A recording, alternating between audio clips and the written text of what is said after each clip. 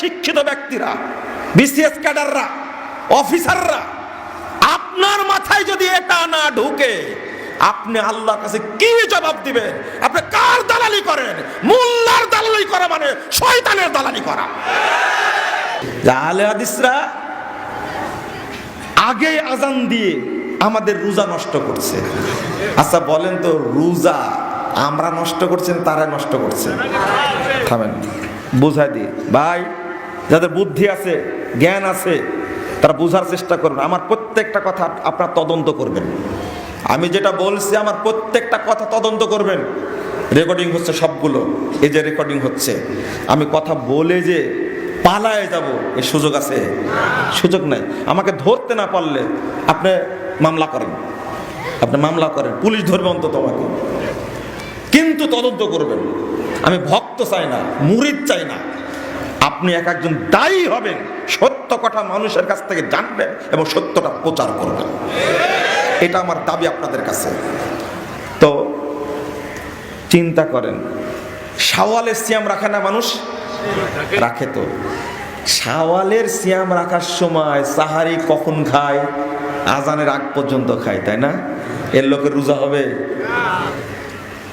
সাহারির শেষ টাইম হয়ে গেছে 20 মিনিট আগেই, 25 মিনিট আগেই, আর সাধারণ লোক অপেক্ষায় থাকে আজান কয়টায় হবে, সাহারি ওই পর্যন্ত খায়। অথচ সাহারির টাইম পার হয়ে গেছে আরো 25 মিনিট আগে। এ রোজা হবে? এক। সিয়ামের যখন আপনি ইফতার করছেন, মনে করেন 6:25 সূর্য ডুববে, কয়টায়? 6:25। 25 বেজে গেছে, তখন বলছে যে আরো থামো, এতক্ষণ ধরে থাকতে পারলাম, আর 5 মিনিট পারবো না? আপনাকে এই কথা বলাই লাগবে না, কত বড় দুর্নীতি করেছে। আবহাওয়া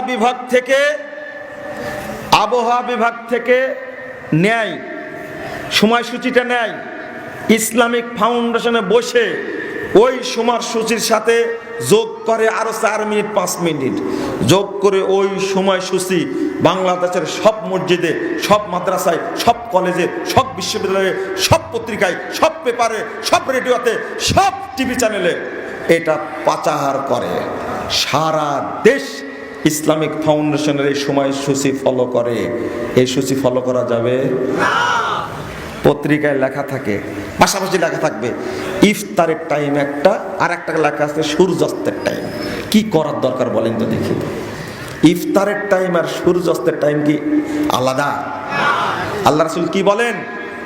আল্লাহ রাসূল বলেছেন আকবালাল লাইলু মিন হাহুনা ওয়া আকবারান নাহারু মিন হাহুনা। 1954 নম্বর হাদিস, সহিহ বুখারী খুলুন।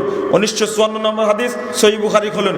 এখনই প্রত্যেকের মোবাইলে অ্যাপস আছে, খুলে দেখেন তো আমার কথা ঠিক হচ্ছে কিনা। প্রত্যেকের মোবাইলে বিভিন্ন অ্যাপস আছে।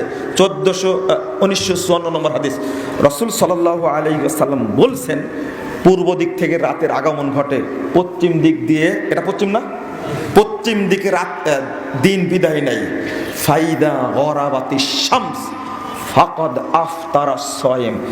যখনই সূর্য ডুববে তখনই সায়েম ইফতার করবে, যখনই সূর্য ডুববে তখনই সায়েম ইফতার করবে, যখনই সূর্য ডুববে তখনই সায়েম ইফতার করবে।